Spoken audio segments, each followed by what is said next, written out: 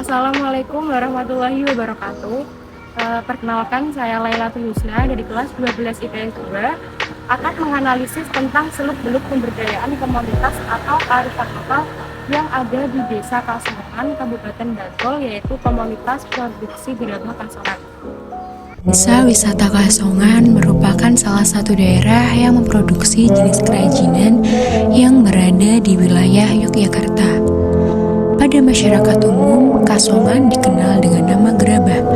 Namun, penyebutan kerajinan ini menjadi Kasongan saat terkait dengan wilayah yang mengembangkan kerajinan ini menjadi sebuah komoditas. Setiap rumah dalam desa Kasongan ini turut memiliki peran aktif dalam memproduksi gerabah.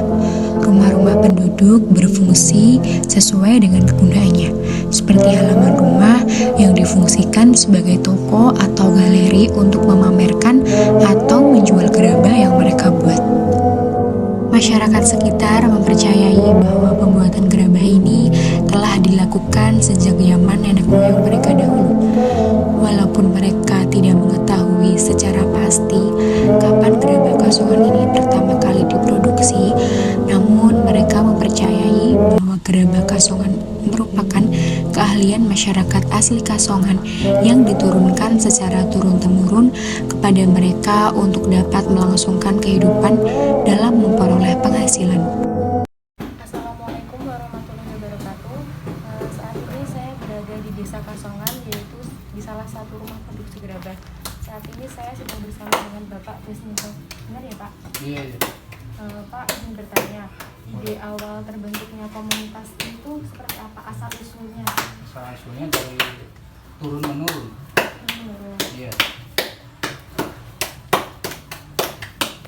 Boleh dijelaskan, Pak, bagaimana proses pembuatan gerabah ini hingga pemasarannya?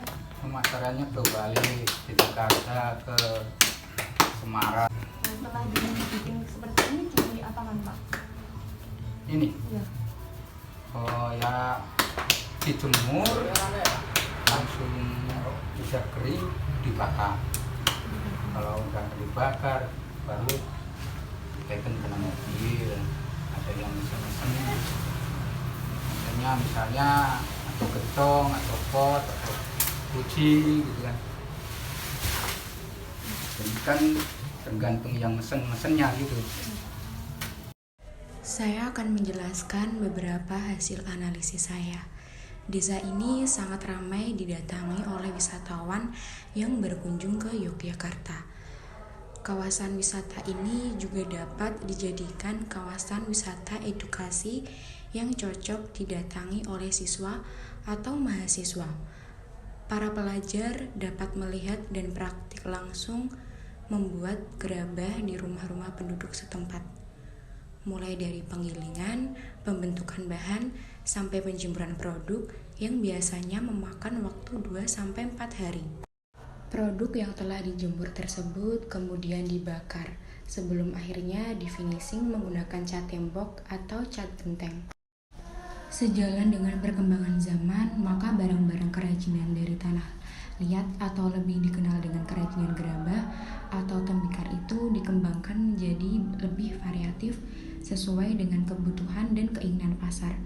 Bahkan barang kerajinan di Desa Kasongan bukan hanya barang-barang dari tanah liat atau gerabah, tetapi saat ini warga Kasongan telah memanfaatkan bahan-bahan lainnya yang banyak terdapat di lingkungan sekitar seperti batok kelapa, bambu, rotan, kayu, dan lainnya untuk diolah menjadi barang hiasan yang memiliki nilai lebih tinggi. Keahlian membuat gerabah ini diwariskan turun-temurun hingga menjadikan Desa Kasongan sebagai ikon desa wisata gerabah di Kabupaten Bantul. Sejak memasuki masa pandemi pada tahun 2020 lalu, pengrajin di Kasongan memutar otak untuk beradaptasi dan tetap menjalankan ekonomi. Mereka pun kini mulai membuat desain padasan dan wastafel untuk cuci tangan. Tak hanya itu, jenis produk yang dipasarkan justru meningkat sejak pandemi adalah pot kaktus dengan ukuran 15-30 cm. Pot itu dijual dengan harga bervariasi tergantung ornamennya mulai dari harga 20.000 hingga 60.000.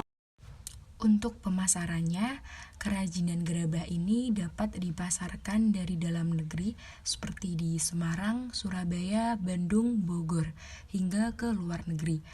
Pasar ekspor kerajinan gerabah terus melonjak. Beberapa negara yang menjadi target ekspor gerabah kasongan adalah Amerika, Eropa, Australia.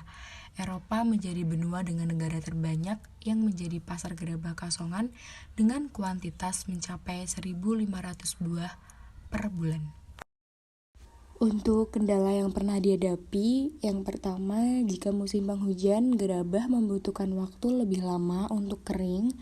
Yang kedua, hampir semua rumah memproduksi barang yang sama, sehingga terjadi persaingan dagang.